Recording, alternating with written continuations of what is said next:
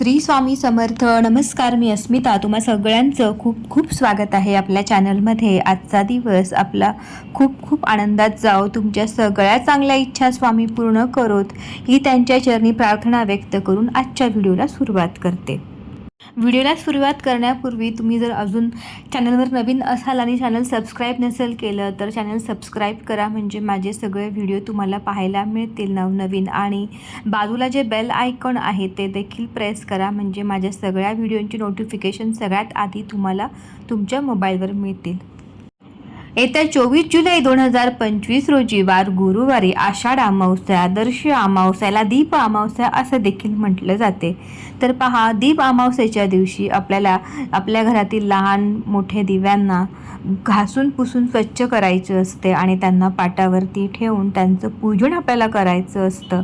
आणि सोबतच बघा, अमावस्येचा हा जो दिवस आहे आपल्या सगळ्यांना माहिती आहे, हा दिवस पितरांच्या सेवेसाठी देखील तेवढाच महत्त्वाचा आहे. म्हणून या दिवशी जमेल तेवढी सेवा आपल्या पितरांच्या आत्म्याला शांती मिळावी म्हणून आपल्याला सगळ्यांना करायची आहे. दीप अमावस्येच्या दिवशी कणकेमध्ये गुळ टाकून गोड दिवे बनवले जातात आणि ते दिवे वाफवून त्यामध्ये जोडवाट टाकून शुद्ध गाईचं तूप टाकून त्या दिव्यांनी जे आपण दिवे ज्यांचं पूजन आपण केलेलं आहे त्या कणकेच्या दिव्यांनी ह्या दिव्यांना ओवाळले जाते. तर ही प्रथा फार पूर्वीपासून चालत आलेली आहे. आणि सोबतच आपल्याला आपल्या घरात जी मुलं आहेत त्या मुलांना देखील कणकेच्या दिव्यांनी आजच्या दिवशी ओवाळायचं असतं. यामुळे आपल्या मुलांना दीर्घायुष्य लाभते, निरोगी आयुष्य लाभून त्यांच्यावर जीही येणारे संकट आहेत ती देखील दूर होतात.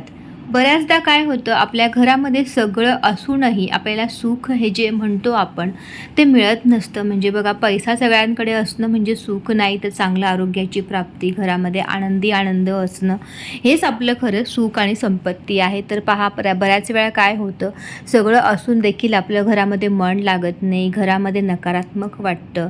तर बघा, यासाठी एक छोटासा उपाय आपल्याला करायचा आहे, ज्यामुळे तुमच्या घरामध्ये तुम्हाला प्रसन्न वाटेल. जी ही नकारात्मकता आहे, जी ही बाधा आहे घरामध्ये ती दूर होईल. आणि सोबतच तुमच्या घराला जर पितृदोष देखील असेल तर तो देखील या उपायाने दूर होईल. महत्त्वाचे 2 उपाय मी आजच्या दिवशी तुम्हाला सांगणार आहे या व्हिडिओमध्ये. तर तुम्ही व्हिडिओ हा सुरुवातीपासून शेवटपर्यंत नक्कीच बघा, म्हणजे तुम्हाला नेमकं काय करायचं आहे ते कळेल. तर पहा, अमावस्येच्या दिवशी दही भाताला अनन्यसाधारण असे महत्त्व आहे. तर हा दही भात कसा बनवायचा, तर बघा, अगदी थोडेसेच मूठभर तांदूळ घ्यायचे आहेत आणि त्याचा भात तुम्हाला शिजवायचा आहे. कारण जास्त तांदूळ घेतले आणि खूप जास्त भात केला तर तो वाया जाईल, कारण उपायापुरताच तांदूळाचा भात बनवायचा आहे.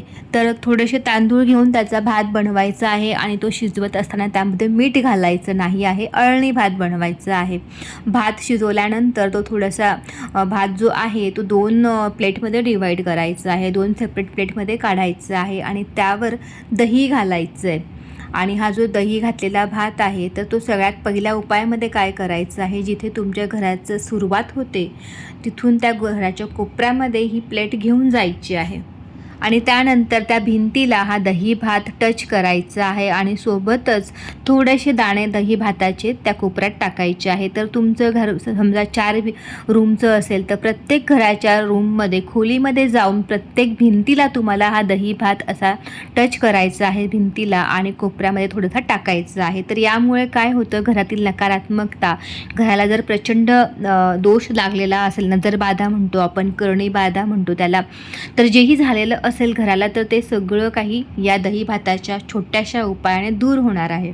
नंतर संपूर्ण घराच्या खोलीमध्ये दही भात टच केल्यानंतर आपल्याला उंबरठ्यावर येऊन 7 वेळा प्रवेशद्वारावर तो दही भाताची जी प्लेट आहे ती ओवाळायची आहे. आणि नंतर ओवाळल्यानंतर आपल्याला लक्ष्मीचं स्मरण करायचं आहे. घरामध्ये ज्याही अडचणी आहेत ते माता लक्ष्मीला सांगायचं आहे आणि माता तुझ्या कृपेने ह्या अडचणी दूर कर म्हणून अशी प्रार्थना करून हात जोडून नमस्कार करून तो दही भाताची प्लेट घराच्या बाहेर तुम्हाला ठेवायची आहे, जिथे पक्षी असतील आणि ते पक्षी हे दही भात खाऊ शकतील अशा ठिकाणी. हा झाला एक उपाय. दुसरा उपाय म्हणजे काय, तर तुम्ही जी दुसरी प्लेट घेतली आहे त्यावर जो दही भात घेतलेला आहे त्यावर थोडेसे काळे तीळ टाकायचेत आणि काळे तीळ ती प्लेट घेऊन तुम्हाला दक्षिण दिशेकडे तोंड करायचं आहे. बघा, दक्षिण दिशा ही यमाची म्हणजे आपल्या पितरांची दिशा देखील असते, तर आपल्या पितरांसाठी हा उपाय करायचा आहे. आपले पितर जर आपल्यावर नाराज असतील ना, तर घरामध्ये अनेक अडचणी आपल्याला उद्भवतात. घरामध्ये कितीही सुख असेल पण आपल्याला शांतता नसते, आजारपण जात नाही, मुलामुलींचे विवाह होत नाही, सतत भांडणं, कटकटी, आजारपण, कधीतरी अपघातसुद्धा होतात. तर त्यामुळे आपल्या घरामध्ये पितृ प्रसन्न असणं खूप महत्त्वाचं आहे. म्हणून हा जो दुसरा उपाय आहे तो आपल्या पितरांना प्रसन्न करण्यासाठीचा आहे. दक्षिण दिशेकडे तोंड करावं आणि बसण्यासाठी आसन घ्यावं आणि तुमच्याकडे जर नित्यसेवेचं पुस्तक असेल त्यामध्ये पितृस्तोत्र आहे तर ते म्हणायचं आहे आणि जर ते नसेल तर तुम्ही 11 वेळा ओम पितृदेवाय नमः हा मंत्राचा जप केला तरीही चालू शकतं. थोडा वेळ तिथे बसायचं, पितरांचं स्मरण करायचं, त्यांच्याप्रती कृतज्ञता व्यक्त करून तुम्हाला हा जो दही भात आहे हा देखील तुम्हाला घराच्या बाहेर जिथेही पक्षी येऊन ते खातील अशा ठिकाणी ठेवायचं आहे. मग गॅलरी असेल, ओपन टेरेस असेल, अंगण असेल, तिथे तुम्ही हा दहीभात ठेवायचा आहे. तर पहा, अतिशय प्रभावी हा उपाय आहे आणि घरात येताना तुम्हाला हातपाय धुवायचे आहे आणि मगच घरात प्रवेश करायचा आहे. तर अमावस्याच्या दिवशी तुम्ही हे 2 उपाय करून बघा आणि बघा तुमच्या जीवनामध्ये काय बदल होतो ते तुम्ही मला सांगायला विसरू नका.